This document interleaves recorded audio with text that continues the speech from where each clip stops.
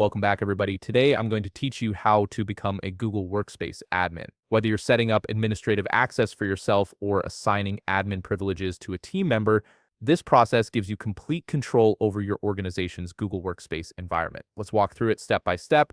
First, open your web browser and head over to google.com. In the search bar, type Google Workspace Admin Console and look for the first official link that directs you to admin.google.com.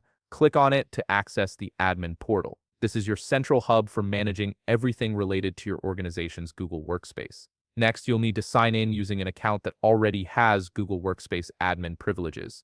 If you're setting this up for the first time, make sure you're using the primary account that originally created your organization's Google Workspace subscription. This ensures you have the necessary permissions to assign admin roles to other users. Once you're signed in, look at the left-hand menu and click on Directory. This section contains all the user management tools you'll need. From the Directory menu, click on Users to see a complete list of everyone in your organization. This is where you'll locate the account you want to grant admin access to. Find and click on the name of your account or whichever account you're assigning admin rights to. This opens up the user's profile page where you can modify their permissions and roles. Look for the option labeled Admin Roles and Privileges. Depending on your Google Workspace version, this might also appear as Roles or Assign Roles. Click on it to proceed. Now click Assign Roles or Add Role. You'll see a list of different admin roles available within Google Workspace.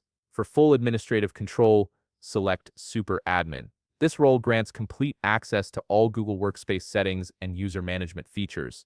If you need more limited permissions, you can choose from other specific admin roles that suit your organizational needs. Finally, click Save to apply the admin role to the account. The changes take effect immediately, and the account now has the administrative privileges you've assigned. With these permissions in place, you or your designated admin can manage users, configure security settings, and oversee your entire Google Workspace environment. If you found this video helpful, please leave a like and subscribe. Thanks for watching.